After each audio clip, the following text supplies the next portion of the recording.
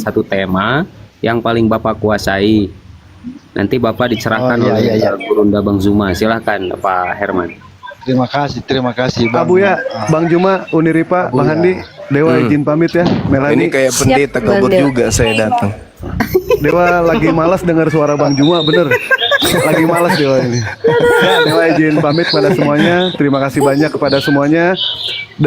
Pesan dari Dewa, vaksinlah dirimu dengan Al-Quran, maskerlah dirimu dengan zikir, cucilah tanganmu dengan sodako, jagalah jarakmu dengan maksiat, insya Allah kita akan selamat dunia dan akhirat. Mantap. Mungkin itu aja dari Dewa. Terima kasih banyak kepada semuanya. Wabillahi taufiq wal hidayah. Assalamualaikum warahmatullahi wabarakatuh. Waalaikumsalam. Wak, semua kata-kata aku lupa pakai, Wak. Gimana kau ini, Wak? Nah itu dia kan dah. Iya. Biasa. Jadi aku lanjutkan tadi. Maaf dulu Bang Juma ya. Iya silakan Bang. Pencerahan dulu sedikit aja. Ya, tadi pas Pak Pendeta itu naik, aku jadi terbersit. Kata-kata hakikat ini, aku selalu takut menggunakan kata ini karena agak susah dipahami. Tapi akhir-akhir ini aku coba untuk memahami hakikat yang sering dinarasikan mereka ini kan. Jadi hakikat yang dimaksud mereka ini saya amati itu apa ya? Firman. Itu firman. Jadi pada intinya kan keilahian ini itu semuanya tentang firman gitu loh. Baik Sang Bapa itu terikat sama firman-Nya, Yesus apalagi terikat sama firman dari Sang Bapa. Juga umatnya juga terikat dengan firman itu. Jadi kalau dibilang mereka satu hakikat,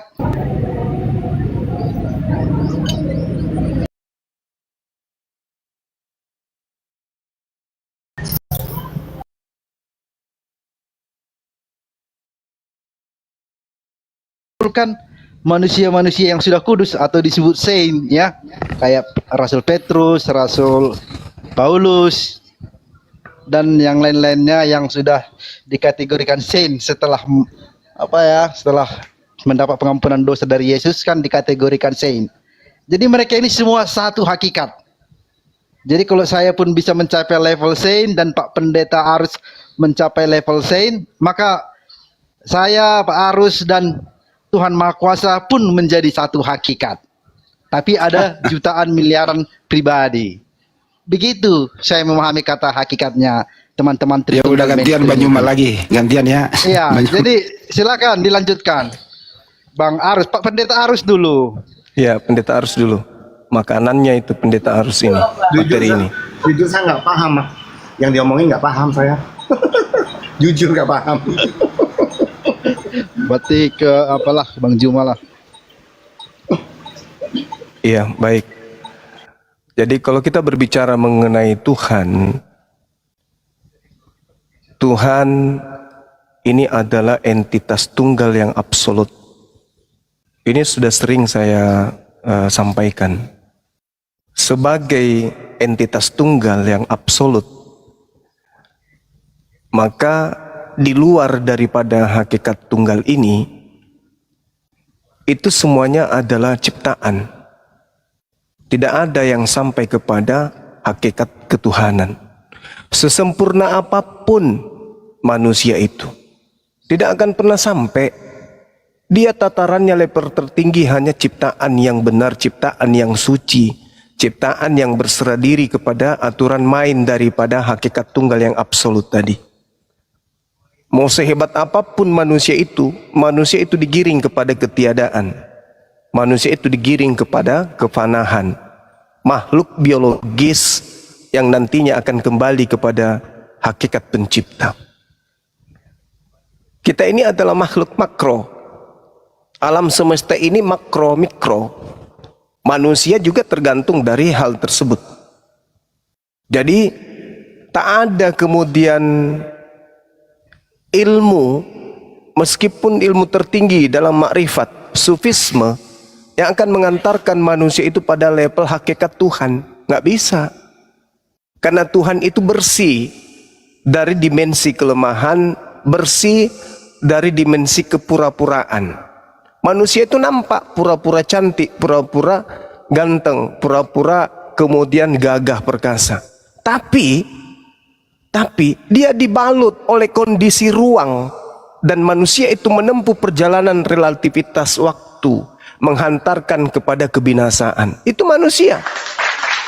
Sesempurna apapun mereka, semakrifat apapun dia, dari pola pemikiran, bagaimana mereka berkalam, bagaimana mereka berfilsafat, itu tidak akan pernah sampai keadaan sepintar-pintarnya manusia untuk sampai kepada hakikat Tuhan. Karena Tuhan itu maha sempurna. Sementara makhluk manusia seperti kita ini, sesempurna-sempurnanya kita, level tertingginya misalnya kita jadikan Yesus sebagai gambaran utama. Yesus puasa 4 hari, 40 hari, 40 malam sampai kepada zona lapar. Artinya tidak ada manusia itu bisa sampai kepada hakikat pencipta, nggak ada. Hakikat ketuhanan. Jadi hakikat Tuhan itu adalah entitas tunggal yang absolut, yang tidak tersentuh oleh dimensi makhluk. Seperti itu. Sedangkan kita makhluk ini adalah sesuatu cahaya, satu titik cahaya. Seibarat cahaya Tuhan itu adalah sejumlah pasir yang ada di atas muka bumi ini, maka sejumlah pasir yang ada di atas muka bumi ini, cahaya sebutir pasir itu terbersit pada diri manusia. Betapa banyak pasir-pasir yang lain. Sedangkan kita manusia, seluruh anak keturunan Adam, hanya satu butir pasir ini terbagi. Sehingga kita bisa merasakan hidup, bisa merasakan kenyang, bisa merasakan sakit, bisa merasakan bahagia, bisa berkarya, bisa mencipta, bisa membuat sesuatu hal baru. Itu adalah potensi yang kita bagi-bagi dari sebutir pasir. Sedangkan kekuatan Allah itu, kekuatan Tuhan itu, hakikatnya Tuhan itu, dikumpulkan seluruh pasir yang ada di atas muka bumi, tidak akan pernah sepadan setitik pun dengan hakikat Tuhan. Semua hanya sampai kepada level makhluk ciptaan. Jangan dikira Tuhan itu seperti kita makhluk, enggak. Coba bayangkan bagaimana kemudian mekanisme otak bekerja. Siapa yang bisa men-setting itu? Berapa makhluk di atas muka bumi ini yang harus disetting otaknya, disetting kelakuannya, disetting pola pikirnya, disetting pola hidupnya. Bagaimana mekanisme kemudian penghantaran informasi, telinga, kuping, penglihatan untuk menangkap semua item-item yang ada di dalam kehidupan kita ini. Dan itu tidak berlaku hanya kepada satu tataran makhluk. Binatang, sudah binatang tumbuhan yang ada di darat, yang ada di laut, yang ada di udara, semuanya yang ngatur itu adalah hakikat yang sempurna. Kita apa kesempurnaan kita ini? Nggak ada. Pencapaian tertinggi kita apa? Firaun pencapaian tertinggi manusia itu. Kekayaan, pangkat, jabatan. Yang tertinggi Qarun. Mana mereka sekarang? Binasa. Sedangkan Tuhan pencipta langit dan bumi, nggak bisa. Kita nggak bisa sampai ke sana, nggak bisa. Jadi sekali lagi saya simpulkan, pencipta langit dan bumi itu adalah entitas tunggal yang absolut, yang dibawanya, yang padanya segala apapun itu tergantung padanya. Sedangkan kita manusia adalah makhluk yang berada pada ufuk yang berbeda sebagai ciptaan daripada entitas absolut tadi. Itu yang ingin saya sampaikan. Terima kasih. Masya Allah, tapi kabur lagi Gurunda. Di sini lagi ada Mbak Mel, coba disapa-sapa. Pak Pendeta izin sebentar. Mbak Mel, coba disapa-sapa ini yang baru naik. Mbak Mel, silakan Mbak Mel. Ya, izin sapa tamu baru, Bang Hokage. Selamat siang, Bang Hokage. Sorry, dibuka mic-nya Bang Hokage. Bang Hokage, panggilan ketiga Bang Hokage. Oke, nggak ada suaranya. Oke, Bang Azlan. Bang Azlan, selamat siang, Bang. Bang Azlan, dibuka mic-nya Bang Azlan.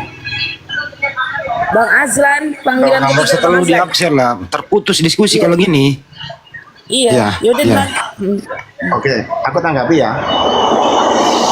Halo? Ya, kedengar nggak suaraku? Enggak Bang, enggak. Agak berisik tapi Enggak kedengaran. Oke. Sekarang kedengaran atau? Nggak kedengaran jawab. Jadi gini, yang dibilang Bang Zuma itu bagus. Artinya sebenarnya kekristenan juga begitu, Hindu, Buddha sebenarnya begitu. Ketika kita mau melihat pencipta, nah berbedanya ketika pencipta mau berkarya, nah ini baru berbedanya Islam, Yahudi, Kristen itu pasti ada bedanya.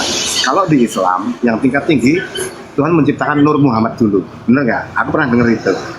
Nah, jadi aku tidak menyangkal, bener Bang Juma hebat. Jadi ini reuni lah. Reuni, lama aku nggak ngobrol sama beliau. Itu dulu sih aku, hebat, bagus. Ketika Tuhan belum berkarya begitu, tapi ketika berkarya nanti beda-beda. Di Yahudi begitu, di Islam begitu, di Kristiani begini. Nah, sedikit-sedikit dulu deh, lanjut dong. Aku nyimak kok, aku belajar nimba ilmu aku. Ya, silakan teman-teman.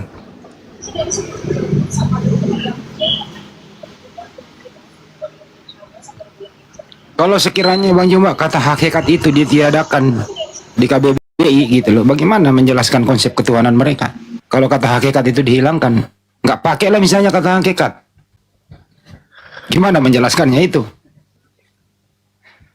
Iya, jadi gini.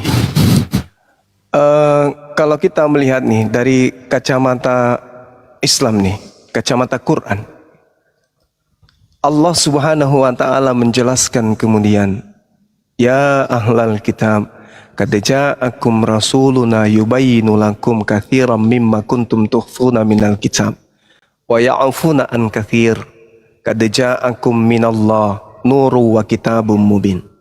Ada cahaya yang berasal dari Allah yang disebut dinul Islam, yang didatangkan melalui baginda Rasulullah Muhammad sallallahu alaihi wasallam. Nabi Muhammad datang menerangkan kemudian sebagian dari apa yang orang-orang terdahulu sembunyikan tentang syariat, tentang hukum-hukum yang termaktub di dalam wahyu Tuhan yang datang pada mereka. Nah, berbicara mengenai hakikat dalam objek yang sedang kita perbincangkan adalah pencipta. Sebenarnya tak ada kemudian upaya kita ini untuk membahas tentang hakikat daripada Tuhan itu. Seibarat lemari tidak bisa kemudian menganalisa tentang tukang kayu. Tetapi kemudian yang membedakan antara lemari dan juga kita manusia itu adalah akal. Maka dengan akal ini kita mengerti tentang hakikat pencipta tadi. Nah, bagaimana kemudian orang-orang Kristen mengetahui tentang hakikat Tuhan? Pada hakikatnya, loh kok jadi hakikat juga ya? Pada dasarnya, mereka ini sebenarnya nggak membutuhkan itu emang. Saudara kita Kristen tidak membutuhkan tentang hakikat Tuhan. Mereka nggak butuh itu. Kenapa? Karena saudara-saudara Kristen itu, nyata bagi mereka Tuhan itu adalah ruah. Nyata bagi mereka itu adalah manusia yang mereka sebut Yesus, yang pada diri Yesus kemudian ada ruah Elohim. Jadi hakikat itu udah selesai. Berbicara mengenai hakikat itu tak akan pernah sampai ke sana. Karena pada prinsipnya, meskipun misalnya ada gini di dalam kitab mereka ya, 1 Timotius misalnya, 1 Timotius 16. Tapi apakah ini menjadi acuan di dalam bertuhan? Tidak. Coba kita baca di sana. Dialah satu-satunya yang tidak takluk kepada maut. Enggak, tapi ini dia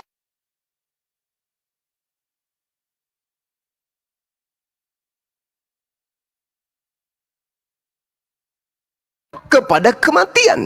Buktinya Yesus mati, buktinya Yesus hidup, dihidupkan, dimatikan. Berarti kebenaran absolut tentang entitas tunggal yang adalah hakikat Tuhan, Kristen tidak butuhkan. Mau bicara apa lagi? Mau berbicara mengenai hakikat, nilai-nilai murni yang absolut tentang ketuhanan itu nggak perlu bagi Kristen. Kenapa nggak perlu? Lah Yesus mau diapain? Mau dianggurin Yesusnya? Enggak dong. Karena yang menjadi acuan, meskipun diajarkan akulah jalan, tapi kan Yesus tidak dijadikan sebagai jalan. Dia sebagai tujuan akhirnya. Maka memang Kristen tidak membutuhkan tentang hakikat ilahi. Bagaimana berbicara mengenai hakikat ilahi? Bagaimana membicarakan tentang ilahi secara hakiki? Mereka nggak butuh. Makanya banyak dari pendebat-pendebat Kristen itu ketika membahas tentang ketuhanan, mereka nggak membutuhkan akal. Karena untuk sampai kepada hakikat ketuhanan, simpulnya harus berasal dari akal. 1 Timotius itu aja dulu. Berkenan tidak saudara-saudara kita Kristen mendudukkan Yesus ke situ? Tidak bisa. Dialah satu-satunya yang tidak takluk kepada maut, bersemayam dalam terang yang tak terhampiri. Seorang pun tidak pernah melihat dia, dan memang manusia tidak dapat melihat dia. Ini kalau didudukkan Yesus ini sampai enggak pada level keseimbangan? Tidak. Berarti enggak sampai kepada rasio. Konsep ketuhanan enggak boleh sampai kepada rasio. Harus hanya kepada percaya, yakin, percaya, yakini, percaya, yakini, percaya, yakini, lakukan, perbuatan. Itu aja. Jadi mereka hanya bersandarkan kepada percaya dan perbuatan saja. Mereka nggak sampai kepada hakikat ketuhanan. Kenapa? Karena mereka diganggu. Perdebatkan semua, dia udah bangkit. Nah itu dia. Bangkit itu kalau bukan hantu, orang pingsan, orang mabuk, itu Tuhan tidak bangkit. Makanya saya katakan Kristen tidak membutuhkan Kristen tidak membutuhkan materi-materi tentang hakikat Tuhan. Tidak perlu. Karena sebenarnya ketuhanan yang ada dalam Kristen itu adalah kedagingan, materialistik. Agama Kristen itu adalah agama politeisme, agama animisme, agama paganisme. Yang mendudukkan konsep ketuhanan itu adalah biologisme.